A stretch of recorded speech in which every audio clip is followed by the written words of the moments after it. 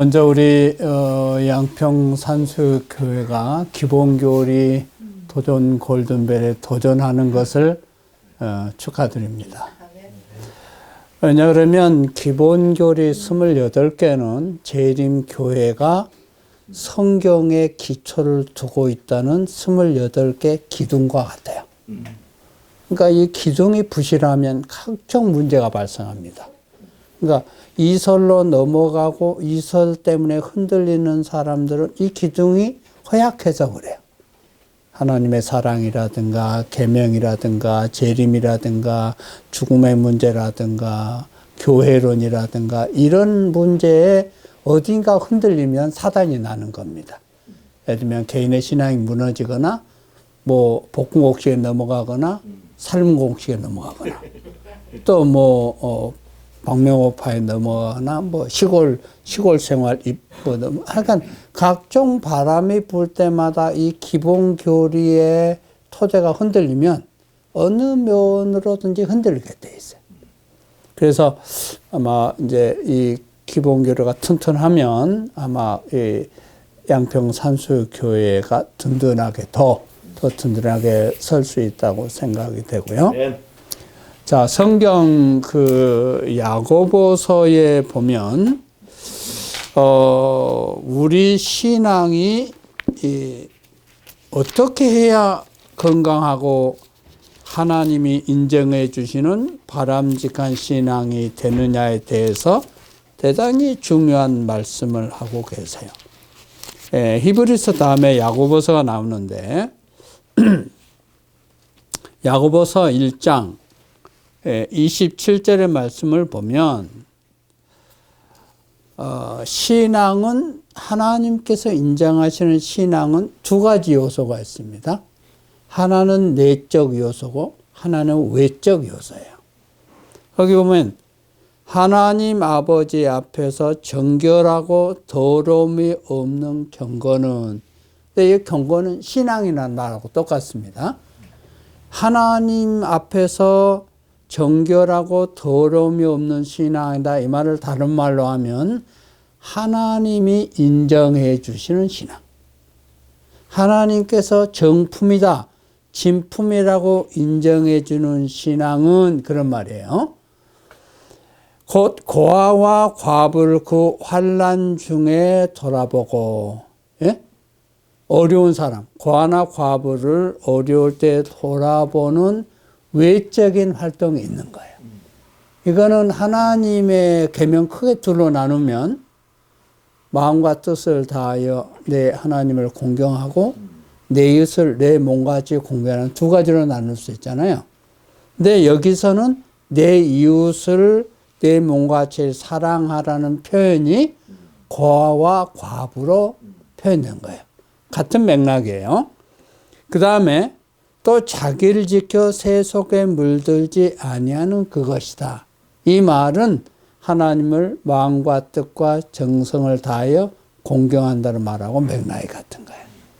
그러니까 우리 신앙은 하나님과 더불어 정결한 신앙을 유지하는 것, 또 이웃과 더불어 하나님의 이름으로 사랑하고 위해 주는 것, 이 두 가지 요소를 가지고 있어요.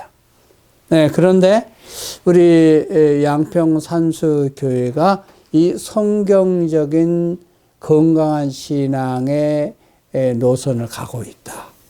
저는 그 점을 크게 평가하고 싶습니다. 첫째는 이제 소위 기본교리 도전 골든벨은 거기 상도 주고 그런 요소도 물론 있지만 이런 신앙을 통해서 우리의 신앙을 하나님 앞에 든든히 세우는 거 아니겠어요? 그러니까 이제 내적인 면이 강해지는 장점이 있고, 또 우리가 네팔, 그다음 방글라데시, 그다음에 인도, 이런 데까지 이웃을 돌아보는 거잖아요. 그런데 지금 양평 산수교회의 형편으로 볼 때 이웃을 돌아볼 만한 힘이 있어요, 없어요? 많이 약하지요. 있어도 안 하는 교회가 한둘이 아닌데 지 몸통이 커서 지 몸통 관리하느라고 수천만 원의 예산을 쓴 교회가 비일비재한데, 이 연약한 교회는 지 몸 건사하기도 힘든데, 이 연약한 가운데서 멀리 인도까지 생각한다는 것은 이건 보통 일이 아니다. 스가랴 4장 6절을 보면 이는 힘으로 되지 아니하고 능으로 되지 아니하고 하나님의 영으로 오직 나의 신으로 된다 그랬잖아요. 그러니까 지금 양평 산수교회 역사는 하나님의 큰 성령의 역사 없이는 불가능한 것이다. 그래서 제가 여기 왔다 갈 때마다 뭐 이게 한 10여 명 안팎 되잖아요. 그러면 동주환 앞에서 가장 작은 집회소 중에 하나인데, 이 왔다 가면서 쪼매난 교회 왔다 가네 그런 생각이 들지 않아요. 뭐 인도에서부터 네팔, 방글라데시 같이 뭐 이렇게 한참 섭렵을 하고 가면 그 외국 갔다 온 느낌, 외국. 예. 그런데 이런 역사가 언제 일어났느냐? 형편이 좋을 때 일어난 게 아니고 코로나로 교회들이 온갖 어려움 때문에 위축되었고 예배드리지 않는 교회가 한둘이 아닌 상태에서 이런 역사가 일어나. 예, 이건 정말로 놀라운 거거든요. 오늘 제가 언급하고자 하는 말씀이 그런 맥락입니다.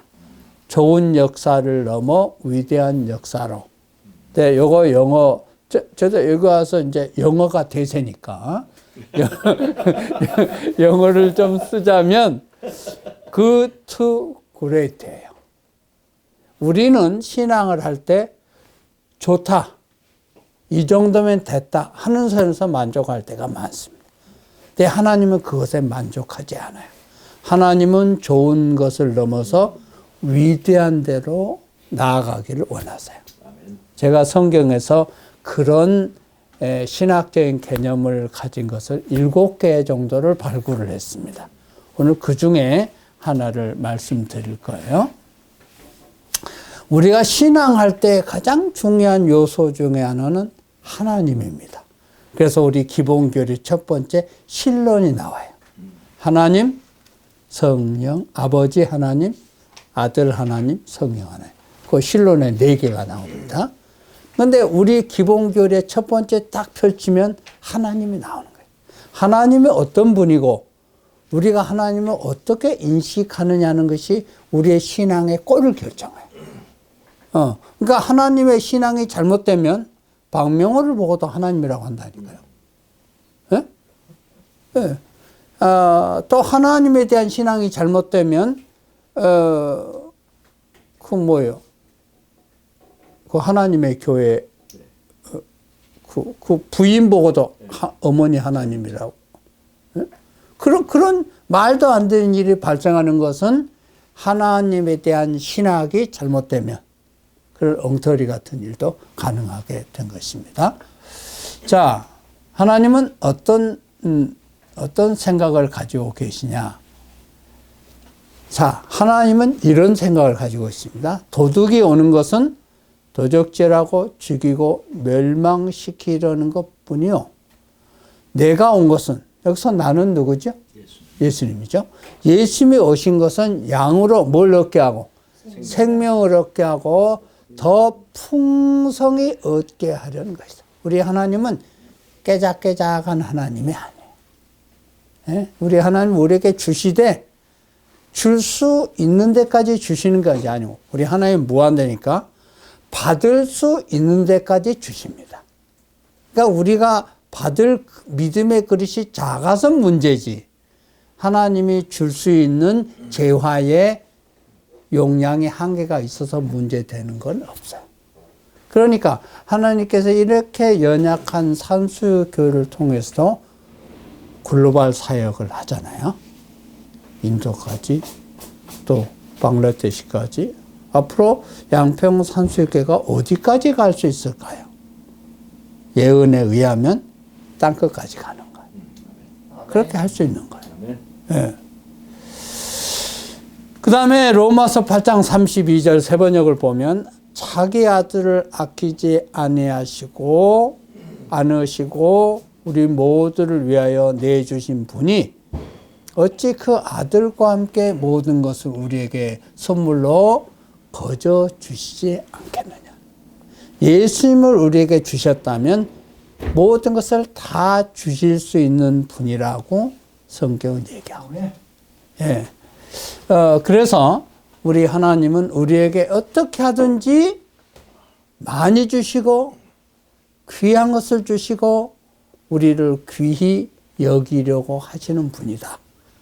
그러니까 어떤 사람들이 우리 교회를 어떻게 평가하든지에 관계없이 우리는 하나님이 우리를 평가하시는 그것을 믿어야 돼. 예. 그게 중요합니다. 자, 그 다음에 우리 하나님은 어떤 분이시냐? 통이 크신 분이에요. 우리 하나님은 쪼잔한 분이 아닙니다. 우리가 그분을 배반했다고, 죄를 지었다고 쉬 돌아서거나 포기하거나 너는 안 됐다, 가라고 하지 않아요. 그의 능하신 행동을 인하여 찬양하며 그의 지극히 광대하심을 쫓아 찬양할지어다 그랬잖아요. 그러니까 그분이 하는 걸 보니까, 그분이 하시는 걸 보니까 그분은 쪼잔한 분이 아니다 그 말이에요. 굉장히 통이 크시고 큰 일을 경영하시는 분이다. 주님이 위대한 일을 하셨으니 주님을 찬양하여라. 주님은 더없이 위대하시니 주님을 찬양하여라. 그러니까 광대하다는 것은 위대하다는 뜻이에요.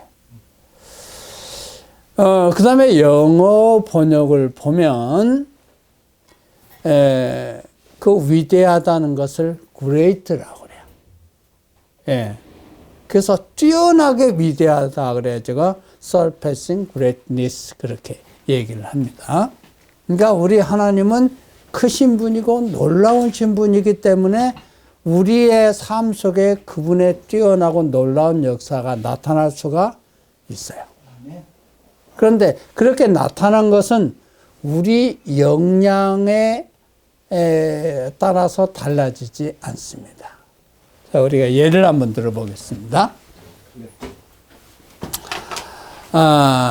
이제 우리가 그 어떤 숫자를 말할 때, 이 0이란 숫자가 있는데요.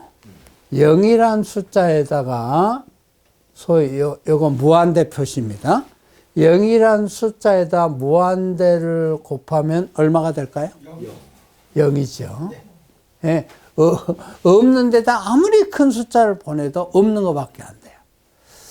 근데 0이 나오고 0이 수도 없이 나와도 맨 끝에 가서 요 상수가 하나 있으면 여기다가 무한대를 곱하면 이거 뭐가 되죠? 무한대가 돼요. 자, 이 무한대를 우리가 하나님이라고 할 때 또 이 지극히 작은 수가 나라고 할 때 아무리 내가 연약할지라도 무한대신 하나님이 함께하면 우리는 무한대가 되는 거예요. 이해가 되시죠? 아멘. 네. 그러니까 우리의 믿음이 겨자씨만한 믿음이 있을지라도 주님은 그 겨자씨만한 믿음에 역사하셔서 뭐를 만드세요? 무한대를 만드세요. 그러니까 우리가 무한대가 되는 데 있어서 나의 크기는 문제가 되지 않는다. 네. 오직 믿음의 상수가 필요할 뿐이다. 그런데 사단은 자꾸 우리에게 뭘 보라고 그래요? 예, 좀 비속어를 좀 쓰면 네 꼬라지를 보아라. 네 꼬라지를 알아라. 네 주제에 구원이 가당키라도 하냐. 네가 도대체 예수를 위해서 한 게 뭐고 이웃을 위해서 한 게 뭐고 네 인간 됨됨이로 된 게 뭐냐. 예? 부부싸움으로 하루가 멀다. 이웃하고 다투기를 하루가 멀다. 도대체 네가 무슨 낯짝으로 구원받겠다고 그러냐. 그렇게 하면 우리는 뭐 할 수밖에 없어요? 좌절할 수밖에 없죠. 그 대표적인 예가 엘리야입니다. 엘리야가 갈멜산에서 바알과 아세라 선지자 다 물리쳤잖아요. 그런데 그 미세스 이세벨이 뭐라고 그랬어요? 너도 우리 선자를 다 죽였으니까 너도 내일 저 죽은 선지자와 같이 될 것이다. 그렇게 하고 뭘 봤어요? 자기를 딱 봤어요. 그 전까지는 하나님만 봤는데 자기를 딱 보니까 딸랑 혼자. 그러니까 40일 도망가서 주님께서 떡 주시니까 먹고 또 도망가잖아요. 그러니까 우리는 자기를 보면 안 되고 누굴 봐야 돼? 무한대신 하나님을 봐야 된다. 왜냐하면 주님이 어떤 분이시니까. 주님이 광대하신 분이니까. 위대하신 분이니까. 근데 그 위대하신 분이 약해지는 경우가 딱 한 군데 있어요. 우리가 죄악 가운데 있을 때 우리의 위대함은 주님과 합하여 하나 될 수가 없어요. 이사야는 말하기를 오직 죄가 너희와 하나님 사이를 갈라놓는다. 그러니까 하나님이 우리 가운데 위대하지 못하게 만드는 한 가지 요소는 우리가 죄를 지으면 그렇게 돼. 그러니까 사단은 하나님의 사업에 대해서 뭐 큰 일을 해서 망치는 게 아니에요. 우리로 하여금 죄를 지어서 하나님이 역사하지 못하게 하면 성공하는 거예요. 또 우리가 스스로 주님을 바라본 자가 자기를 바라보고 나 같은 게 뭐 하겠어. 주님 우리를 귀하게 여기셔서 자기 몸을 주시고 독생자를 주시고 위대한 일을 해놓으시고 우리를 위대하다고 하는데 우리 자신이 자기를 가치 없다고 하면 사단은 승리하는 것이고 하나님은 실패하는 거예요. 그러니까 우리가 하나님의 역사를 감당해야 되는데 그래서 제가 좋은 역사를 넘어 위대한 역사 3.0 버전을 얘기했어요. 여기서 역사라고 하는 것은 히스토리가 아니지요. 한자를 여러분이 아시니까 저 역사라는 것은 하나님께서 하신 일이나 하나님께서 이루신 일을 역사라고 그래요. 네. 그러니까 하나님이 하신 좋은 일을 넘어서 우리는 하나님이 하신 위대한 일을 지향합니다. 우리는 그걸 따라가야 되는 거예요. 제가 그 버전을 좀 말씀드리겠습니다. 자, 우리가 지난번에 말씀을 통해서 나눈 적이 있는데, 자, 예수님께서 12살 때 처음으로 예루살렘 절기에 가셨습니다. 그 절기는 6월절이었어요. 근데 보통 사람들은 그 절기의 외향만 봐요. 얼마나 위대한가. 수많은 사람이 와서 약을 드리고 텐트를 쫙 치고 하니까 뭐 얼마나 이 멋있는가. 세상에 이런 민족이 어디 있는가 하고 그 외양을 보고 감동을 받아요. 근데 예수님은 그걸 보셨을 때 뭘 느끼셨어요? 내가 저 양들처럼 죽어야 된다고 하는 사명의식을 그때 자각하시는 거예요. 그런데 그 부모나 일행들은 즐거움이에요. 재미. 여기저기에 선지자들의 역사가 있고, 막 예루살렘에서 본 그 절기를 보면서 막 흥분에 쌓여가지고 막 기뻐서 어쩔 줄을 몰라요. 그래서 예수님이 지금 뭘 해야 되는데, 이 깨달은 메시아의 사명을 명상하고 또 그런 메시아에 대한 대화를 그렇게 하려고 하는데 막 왁자지껄 떠들고 막 흥분이 막 이렇게 들떠 있으니까 주님께서는 그 자리에 함께 있을 수 없고 말씀의 길로 가셨다. 그래서 어디에서 발견됐죠? 랍비 학교에서 좀 찾았어요. 거기서 그 유대인의 절기에 대해서 물어보시고 또 대답도 들으시고 이렇게 하고 계셨다고요. 다른 사람들은 재미의 길로 가는 거예요. 절기에 대해서 역사에 대해서 막 재미있게. 근데 예수님은 그 절기의 의미 속으로 들어가셨다. 그 좋은 절기는 이스라엘 백성들이 기쁨을 가지고 봤던 절기의 모습이고요. 위대한 절기는 그 양들이 왜 죽어야 하는지, 내가 저 양들처럼 죽어야 한다는 그 제사의 의미를 파악한 예수님의 깨달음이에요. 그러니까 우리는 항상 의미로 가야 돼요. 자, 양평 산수유 교회의 존재의 의미가 뭐냐? 그건 의미요. 제가 지난 설 때 동해안의 남쪽에 가면 호산 위에 그 임원이라는 데가 있어요. 거기에 우리 교회가 하나 있습니다. 근데 그 마을 해변에 해신당이라고 하는 산당이 있어요. 그래서 제가 이 교회의 존재 목적이 뭐냐? 왜 동해안에 이 궁벽한 해변 마을에 교회가 있어야 되냐? 그 교회가 없으면 그 해신당이라는 우상단지가 그 마을을 지배하는 거예요. 근데 그곳에 안식교회가 있으니까 사람들이 뭘 생각하겠어요? 하나님을 생각할 수 있는 기회가 주어지는 거예요. 네. 그러므로 그 교회 존재 의미는 그 우상의 신당이 있기 때문에 더 하나님을 증거할 수 있는 존재가 있는 거죠. 네. 양평 산수유교가 없었다면 어떻게 네팔과 방글라데시 그리고 인도에 이런 복음이 전해질 수 있었겠냐. 지금 복음 듣는 많은 사람들이 양평 산수교회 때문에 복음을 처음 들었을 사람도 있을 거예요. 그렇죠? 네. 자, 그 다음에 두 번째, 좋은 장례식을 넘어 위대한 장례식이라는 말씀이 있죠. 예수님께서 나인성으로 들어가다가 과부의 아들의 장례 행렬을 만났어요. 좋은 장례식은 뭐예요?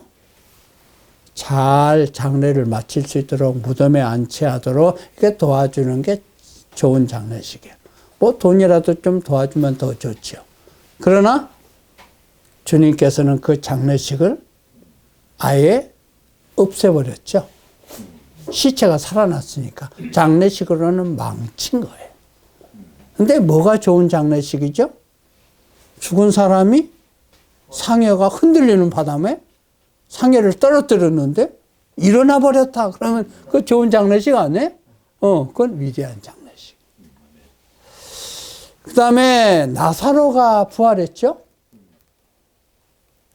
나사로가 부활할 때까지 사람들은 예수님의 부활시키는 능력을 의심했어요. 사람이 죽었다 살아나는 게 어디 있어? 설 죽었다 살아났겠지. 기절했다 이렇게 의심하는 사람도 있었다. 그래서 이번에 나사로가 병들었을 때 주님께서 특별한 일이 없는데도 빨리 가지 않으셨어요. 지체할 이유가 기록되어 있지 않아요. 그래서 주님께서 그곳에 더 머무르시다가 가셨죠. 그러니까 가니까 이미 장례를 하고 시체가 썩어서 냄새가 났다. 그런데 그 무덤을 향하여 나사로야 나오라.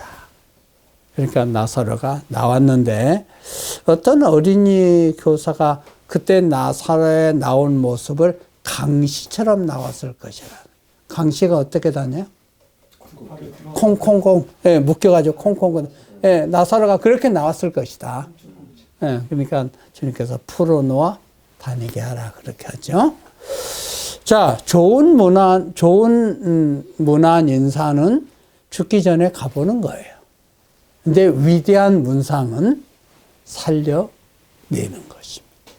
그래서 나사로가 부활했을 때 사람들이 예수님을 죽이려고, 그때부터 예수님을 죽이려고 했어요. 저 사람 놔뒀다가는 우리가 다 망하겠다.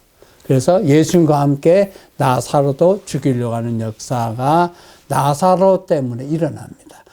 그건 부인할 수 없는 진짜 부활이에요. 요거는 구원에 관한 것이고 좋은 역사에 관한 선교에 관한 것은 집사입니다. 좋은 집사는 뭐 하라고 뽑았죠?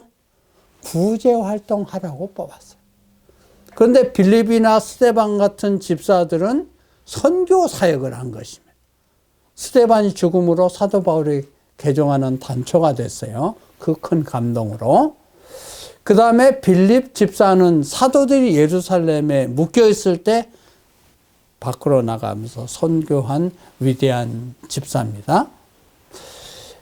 집사는 원래 심우만 하는 것이고 구제만 하는 것이 본분인 줄 알지만 진짜 집사는 뭐 하는 거예요? 선교 활동을 하고 순교 활동을 하는 거예요. 온 땅으로 복음이 확산되는 역할을 했죠.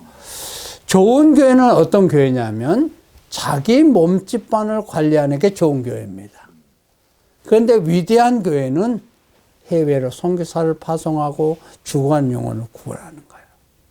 여러분 보세요. 하나님께서 땅끝까지 복음을 증거하는데 예루살렘 중앙교회를 통해서 하지 않아요. 이방에 있고 그 다음에 이방 사람들이 드나들어서 교회 분위기가 매우 이렇게 오픈되어 있는 외국인들과 이상한 사람들에게 문이 활짝 열려있는 안디옥 교회를 통해서 이방 선교 사역을 하셨다. 그 이방에는 교회 지도자가 바나바고 바울인데 하나님께서 그 교회에다가 뭐라고 말씀하세요? 그 없는 인원에 그 교회 탁월한 지도자인 바나바 바울을 따로 세워서 선교사를 보내라. 아니 그렇게 하려면 그건 사람 많은 예루살렘 교회에다 얘기하셔야지. 예? 우리는 지금 교회 꾸려가기도 바쁜데 이 적은 인원을 빼가시다니. 이렇게 생각할 수 있잖아요. 제가 선교부장 할 때 이렇게 보니까 참 교회들이 얼마나 이기적인지 몰라요. 제가 A지역에다, 저희 합회가 A지역에다 교회를 개척하게 됐거든요. 그 인근에 있는 B교회가 합회 항의하러 왔어요. 왜 우리 교회에 오는 길목에다 개척해서 교인들을 가로막습니까? 세상에 이런 교회도 있다니까. 그런데 안디옥 교회는 그렇게 귀하고 귀한 교회의 기둥 같은 두 인물을 빼내서 해외 선교사 쓰러시겠다니. 예루살렘 중앙교회는 뭐 하는데요? 거기 수많은 장로들 뭐 하는데요? 지금 서울 인근에 어떤 교회는 장로들이 너무 많아서 1년에 심으로 다 못해. 그러니까 휴직 장로가 있어요. A조, B조, C조 해가지고 금년에는 A그룹 장로가 심우, 내년에는 B그룹 장로가 심우. 장로가 다 쓰지도 못해. 그런 면에서 보면 안디옥 교회는 좋은 교회를 넘어 위대한 교회입니다. 저는 양평 산수유 교회가 안디옥 교회를 닮아가는 교회라고 생각합니다. 네. 주님께서는 삼육중앙교회나 청량리 교회나 이런 교회를 통해서 일을 하실 수 있지만 하나님께서는 이 연약한 양평 산수교회를 통하여 하시고 싶은 뜻이 계셔서 이 교회가 존재하게 하시는 거예요. 우리가 이 세상에 사는 것은 둘 중에 하나의 의미가 있습니다. 안 좋은 것부터 얘기할게요. 준비가 안 돼서. 준비를 좀 더 해야 구원받을 수 있기 때문에 살게 하시는 거예요. 또 하나는 좋은 겁니다. 준비가 다 됐지만 다른 사람을 구원하라고 할 일이 있어서 우리를 살게 하시는 뜻이 있어요. 어느 것이 나에게 해당되는가 하는 것은 자가진단하시기 바랍니다. 제가 해주면 기분 나쁠 수도 있으니까. 이게 내가 장로인데 목사님이 장로님 준비가 덜 된 것 같네요. 뭐 얼마나 불편하겠어요. 불편할 것도 없어요. 네, 말은 저렇게 하지만 불편해요. 내가 목회하면서 삐진 장로 한두 번 본 게 아니에요. 장로도 삐지고요. 집사도 삐지고요. 목사도 삐집니다. 예. 고로 죄인들은 다 삐집니다. 예. 삐지면 죄인이에요. 그 다음에 이제 본향을 가는 면에 있어서 위대한 사역이 있는데 오늘 제가 간단히 드리려고 하는 말씀이 세 번째입니다. 자, 이게 영상으로 하면 문제가 교인들이 성경을 안 본다고 하는 거죠. 자, 성경 펼치시고, 다니엘서 9장으로 갑니다. 9장. 다니엘서 9장은 대단히 놀라운 기록을 가지고 있어요. 다니엘서 9장에 보면 다니엘서 9장은 두 부분으로 되어 있습니다. 1절부터 19절까지는 뭘 얘기하고 있어요? 기도하는 거예요. 뭘 위해서 기도해요? 포로된 백성이 돌아가게 해달라는 기도예요. 그런데 어떻게 다니엘이 그 기도를 하게 됐죠? 70년에 마치려고 한 것같아요. 예레미야의 글을 읽고 예레미야서를 읽고 70년 만에 마치는 말을 깨달았어요. 그런데 그때가 다 된 것입니다. 그러니까 열심히 기도하는 거예요. 솔로몬이 성전 봉헌을 하면서 무슨 기도를 했는가 하면 이 백성들이 이방에 끌려가서 거기서 회개하고 기도하거든. 이 하나님의 도성 예루살렘에 향하여 기도하며 회개하고 기도하거든. 주께서 계신 곳 하늘에서 들으시고 그들을 돌아오게 해 주십시오. 이런 부분이 있어요. 그러니까 다니엘이 그걸 기억하고 예루살렘을 향하여 기도하는 거예요. 그걸 깨닫고 기도하는 거예요.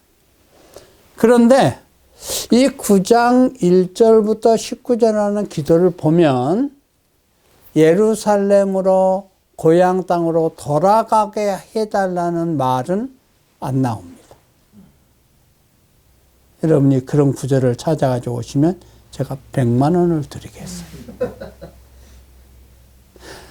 주제, 그 내용은 이 백성이 고국으로 돌아가게 해달라는 내용의 의미가 많이 들어있어요. 근데 그 말은 안 나와요. 그 말을 어떻게 하느냐? 하나님의 백성이 능욕을 당하고 있습니다. 하나님의 성전이 회파가 되어 있습니다. 하나님의 도성이 지금 말이 아닙니다. 하나님이 이렇게 되면 안 되잖아요. 이런 식으로 기도하는 거예요. 저는 이런 거를 고급 기도라고 합니다. 말이 예뻐요. 여기 좀 싸나운 기도가 있는데요. 나쁜 기도가 아니고 싸나운 기도가 있는데 싸나운 기도를 한 대표적인 사람이 누군가 하면 라헬입니다. 아들을 갖고 싶잖아요. 근데 언니는 아들을 쑥쑥 낳는데 자기는 하나도 못 낳는 거예요. 그러니까 남편에게 호소를 하는데 싸납게 하는 호소를 앙탈이라고 그래요. 여보, 애 낳게 해줘. 나 죽을 거야. 이거 앙탈 기도거든요. 그것도 하나님께 기도했다는 말이 없어요. 남편을 못 살게 잡는 거예요. 근데 멋있게 기도하는 사람이 하나 있는데 그 사람은 한나입니다. 여러분 한나하고 안나하고 좀 혼동되시죠? 예, 구별하는 방법이 있습니다. 한나는 한나만 낳게 해달라고 기도하죠. 안나는 애를 낳아본 적이 없는 사람. 여선지자. 그러니까 안나. 한나만, 아들 한나만 낳게 해주세요. 그래서 아들 한나 사무엘을 낳으시고 그 다음에 그 아들을 하나님께 드렸잖아요. 그래서 후에 삼남 이녀를 더 낳았습니다.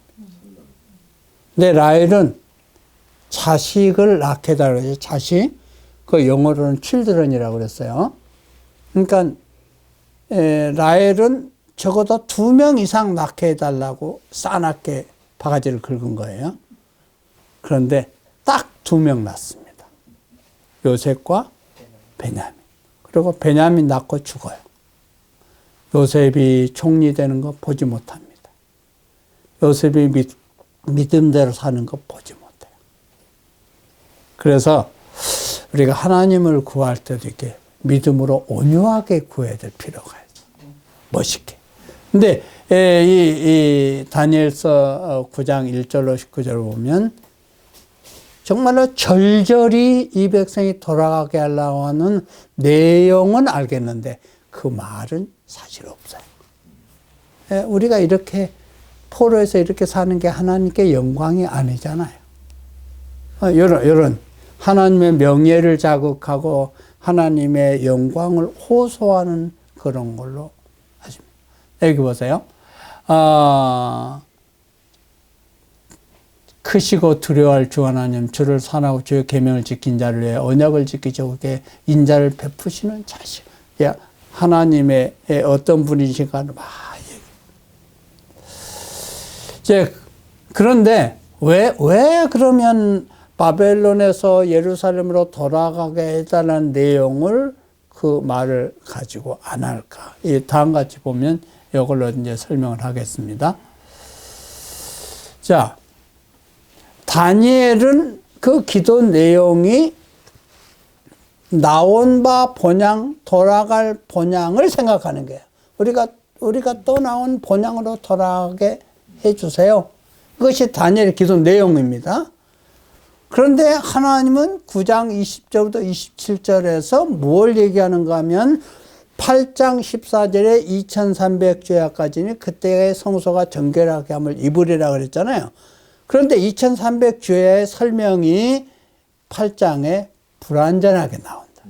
예, 설명을 완성하지 못해.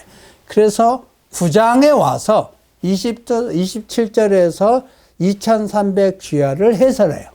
그 기간은 얼마죠? 여기서 설명하고 있는 것은 70주일에 관한 것만 설명을 해요. 그 이후에 관한 것은 설명하지 않고, 한 일에와 7일에, 그 다음에 62일에, 한 일에 합쳐서 71회가 되잖아요.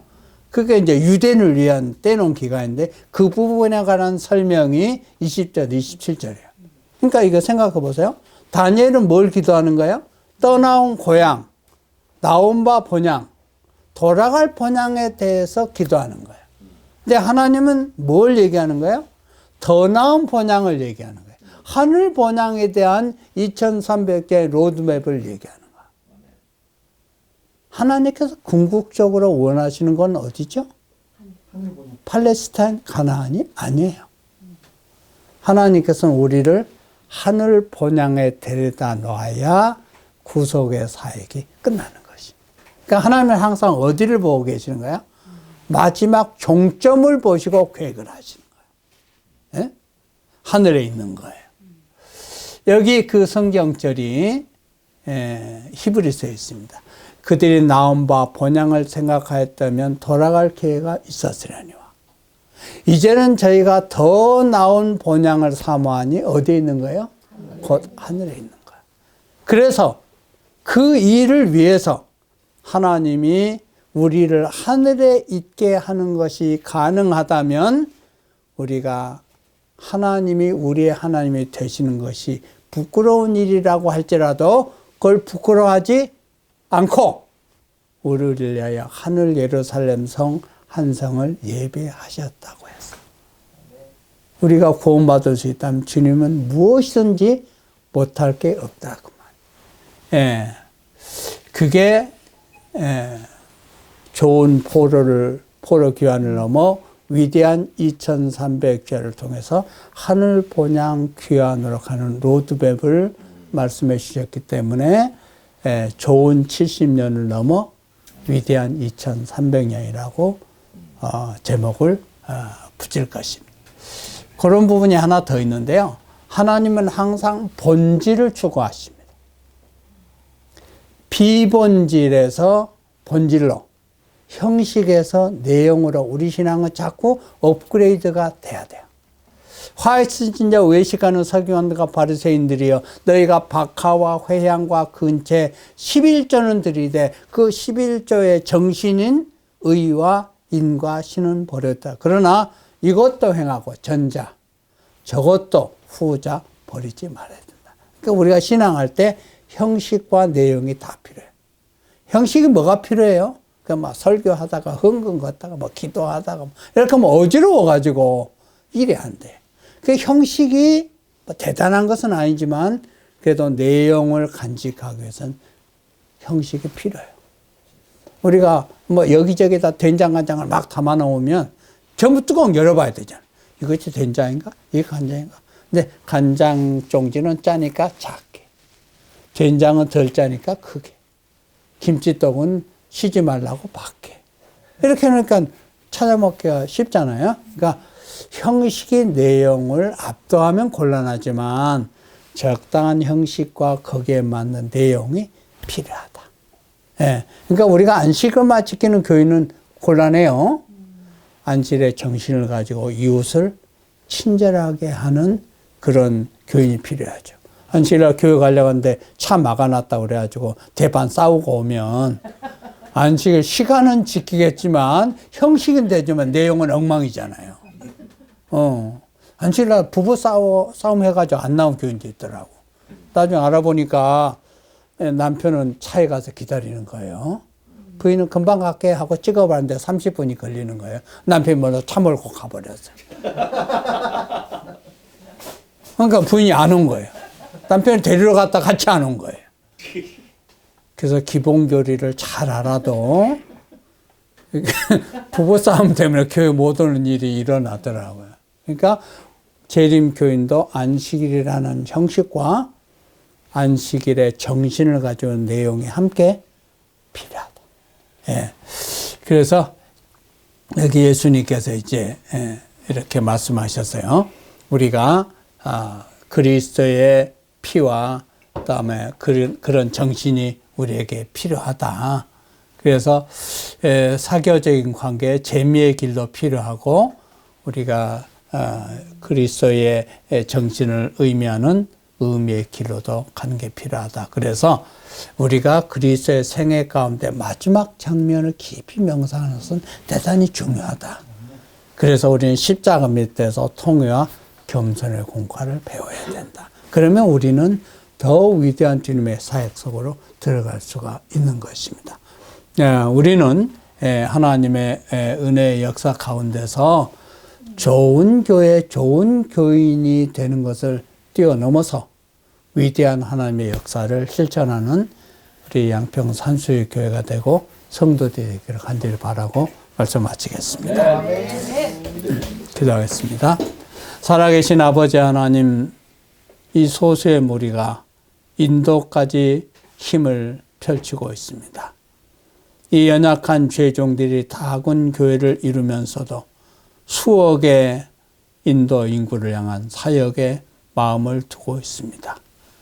네팔과 방글라데시를 비롯하여 세계 선교사가 뜻을 두고 있는 21세기 안디옥 교회가 우리 산수교회가 되게 하여 주시옵소서. 우리 산수교회가 꿈꾸고 있는 인도 사역, 네팔과 방글라데시를 비롯한 동남아 지역의 사역이 큰 열매를 맺고 그들과 하나님의 역사를 이룰 수 있도록 우리 양평 산수교회를 힘있게 해주시고 능력의 교회로 인도하여 주시옵소서. 하나님의 놀라우신 역사, 위대한 역사가 우리 고장로님과 모든 성도들, 모든 주의 종들 위에 함께하여 주시고 또 우리 양평 산수교회가 경영하는 지역아동센터 우리 아동들이 이러한 정신이 그들의 심령 속에 새겨서 위대한 인물이 많이 탄생하게 복 내려 주시옵소서. 이름만 산수회가 아니라 그 향기로운 그 모습이 이 지역 주민들을 넘어 땅끝까지 전파될 수 있도록 복 내려 주시옵소서. 예수님의 이름으로 간절히 기도드리옵나이다. 아멘.